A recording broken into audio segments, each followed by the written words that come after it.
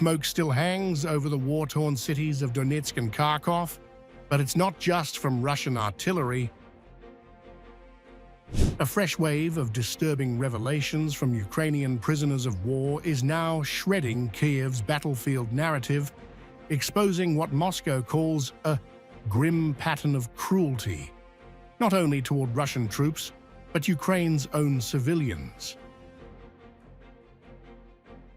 Just a day after Akhmat commander Abdi Alaudinov warned that Ukrainian forces were turning temples into war zones, chilling testimonies from captured soldiers further intensified accusations against the Armed Forces of Ukraine, AFU.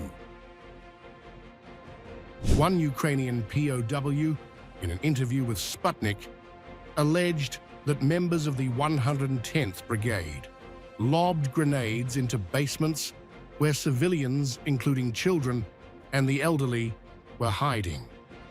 Interviewer: what did you do with the civilians?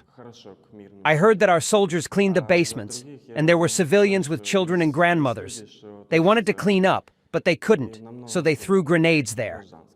This is what the 110th Brigade told me, which we changed. They say that we threw it. The same soldier also suggested that Ukrainian troops often viewed civilians as collaborators, waiting for Russia's arrival, and responded to this perceived betrayal with lethal force.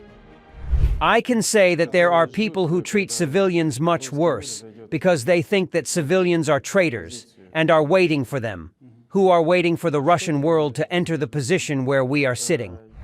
Another prisoner, Sergei Lysenko, formerly the chief of an engineering store, painted a damning picture of chaos within the Ukrainian ranks.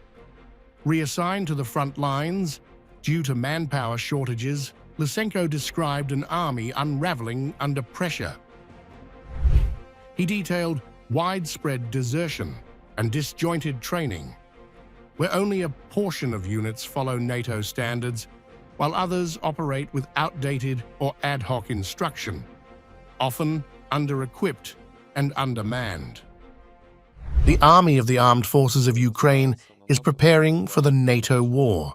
It is the same variant, because half of the training takes place in accordance with the NATO standards, and the rest takes place in accordance with non-NATO standards.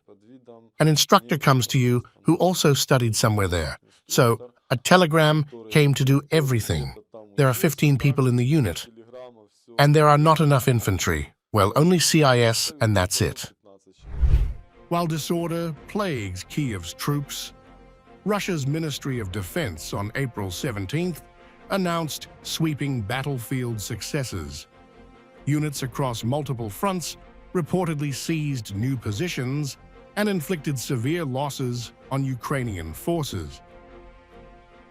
Russian operational tactical aviation, artillery units, and unmanned systems coordinated over 140 strikes on Ukrainian targets, hitting foreign mercenary hubs, drone factories, and military airfields.